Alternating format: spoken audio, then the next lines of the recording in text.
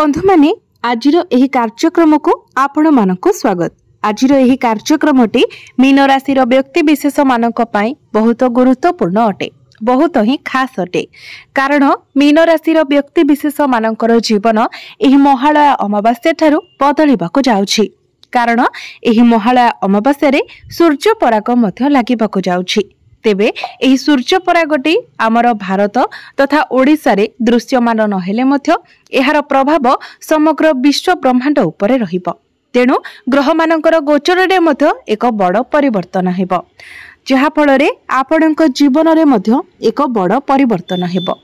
तो आपणक जीवन रे एही महालया अमावास्या ठारू केउ भली परिवर्तन हेबो से विषय रे जानिबा पई आपण माने भिडियोटी को शेष पर्यंत निश्चय देखंतु एवं भिडियोटी को लाइक करी चैनलटी को सब्सक्राइब करी दियंतु।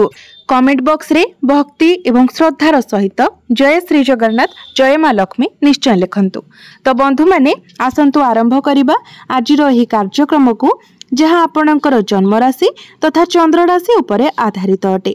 तेबे राशि चक्रर 12 गोटी राशि मध्यरु 12 नंबर राशि अर्थात अंतिम राशि हेउछि मीन राशि एवं मीन राशि राष्ट्राधिपति हेउछंती देवगुरु बृहस्पति।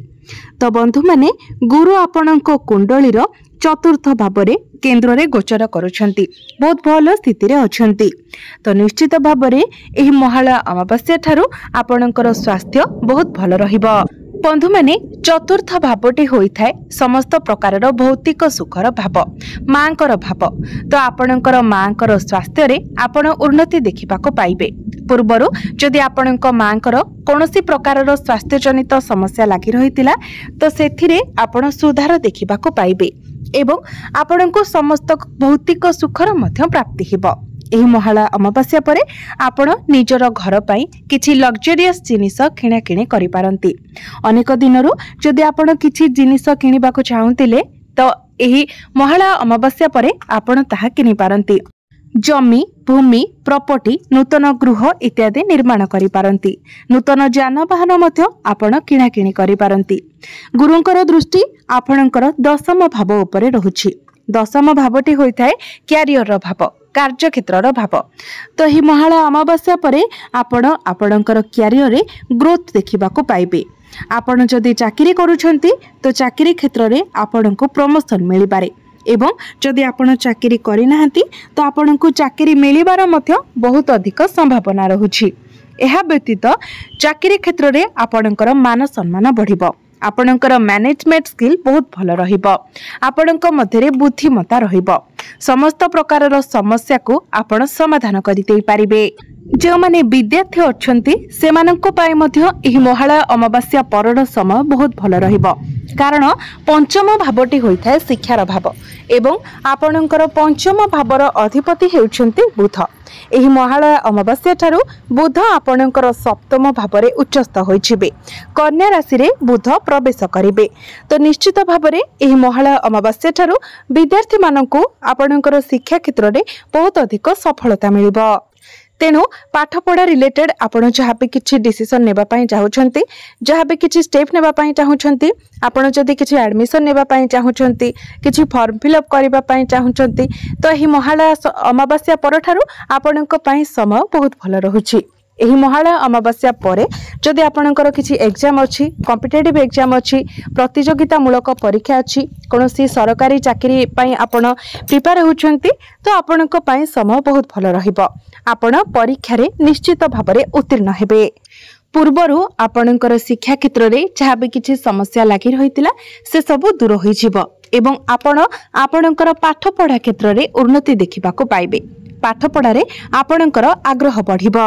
किंतु बंधु माने जो माने प्रेम जीवन रे अछंती सेमानंको पाई किंतु एही महालया अमावास्या परर समय टिके जटिल होई पारे। कारण आपणकर पंचम भावर अधिपति हेउछंती चंद्रमा, जे कि 2 दिन रे निजर राशि परिवर्तन करिथांती।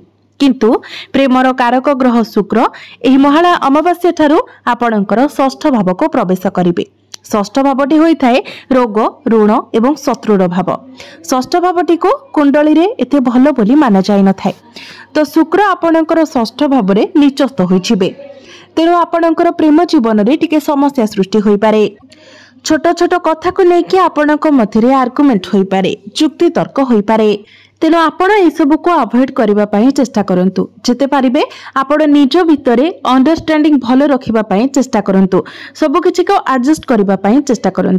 किंतु शुक्र जितेबले आपणकर सप्तम भाव को प्रवेश करेंगे तो पुनर्बार आपणकर प्रेम जीवन में सुधार देखा मिल। किंतु जेपर्यंत शुक्र आपणकर षष्ठ भाव में रहिबे से पर्यंत आपण को यह सब कथा प्रति विशेष ध्यान रखिबार अछि। किंतु आमे जदि आपणकर वैवाहिक कथा जीवन कथा कहबाकू जिबा तो वैवाहिक जीवन एही महालय अमावास्या परठारु आपणकर बहुत भल रहिबो। कारण सप्तम भावटी होइथाय कुंडलीर वैवाहिक जीवनर भाव, आपणकर जीवन साथीर भाव एवं आपणकर सप्तम भावर अधिपति हेउछन्ति बुध एवं एही महालय अमावास्या ठारू बुध सप्तम भाव में ही गोचर करिवे, निजर स्वराशि रे गोचर करिवे। तो निश्चित भाव में आपणकर वैवाहिक जीवन बहुत भल रहिबो। पूर्वरु जदि आपणकर वैवाहिक जीवन रे किछि समस्या लागि रहितिला तो से सब मध्य दूर होई जिवो। आपण दुई जण मिसी किछि बड़ डिसिजन नै पारंती, किछि बड़ जिनिस आपण किणाकिणी करि पारंती किबा आपण दुई जण मिसी केवाडे बुलिबाकू जाई पारंती।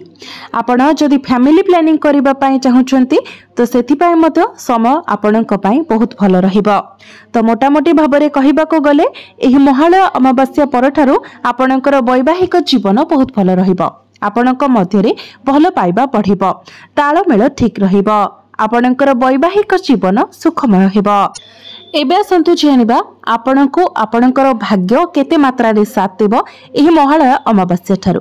तेबे बंधु माने कुंडलीर नवम भावटी होइथाय आपणकर भाग्यर भाव। आपणकर नवम भावर अधिपति हेउछन्ति मंगल। एही महालय अमावास्या ठारू मंगल आपणकर अष्टम भाव में गोचर करिवे।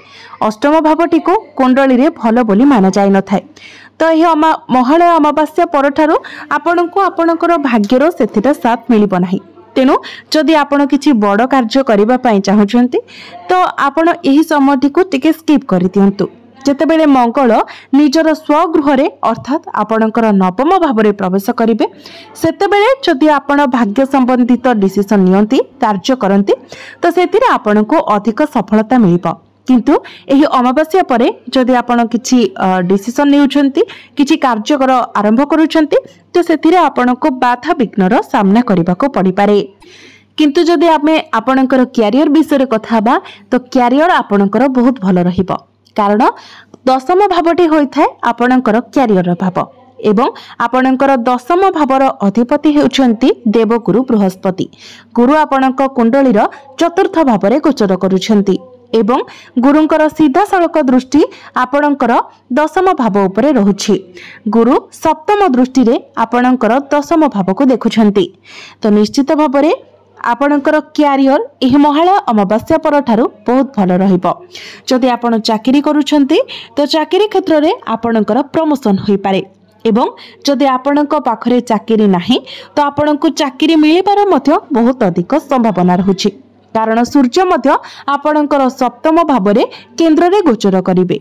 तो सरकारी क्षेत्र रे मध्य आपण लाभान्वित हेबो। जदि आपण सरकारी चाकरी पई प्रिपेयर हेउछन्ति तो सेथिरे मध्य आपण उत्तीर्ण होई पारंती। तो आपण जदि कोनोसी कंपटीशन रे पार्टिसिपेट करबा पई चाहुचंती किछि एग्जाम देबा पई चाहुचंती तो ही महालय अमावास्या परर समय आपणक पई बहुत भल रहिबो।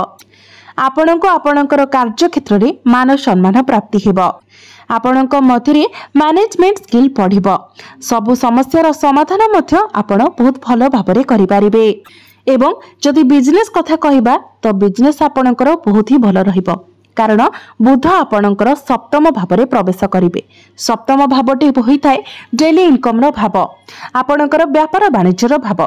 तो बुध आपणकर सप्तम भाव में उच्चस्थ होई जिवे। तो निश्चित भाव में आपण आपणकर बिजनेस रे ग्रोथ देखिबा को पाइबे। आपणकर डेली इनकम बढ़िबो, आपणकर फाइनेंशियल ग्रोथ हेबो। आपण किछि नुवा बिजनेस मध्य स्टार्ट करि पारंती। जदि पार्टनरशिप बिजनेस करूछंती तो सेथिरे मध्य आपण लाभान्वित हेबे। एबे आसंतु जानि नेबा किछि उपाय विषय रे। जे उपाय गुड़िक करिबा द्वारा आपणको अधिक मात्रा रे शुभ फल प्राप्ति हेबो एवं जहा किछिटा अशुभत्व रहुछि सेगुड़िक दूर होई जिवो। तो सेति पई आपण प्रत्येक दिन गुरुंकर बीज मंत्र 108 थर जप करंतु। प्रत्येक दिन आपण मंगलंकर बीज मंत्र मध्य 108 थर जप करंतु।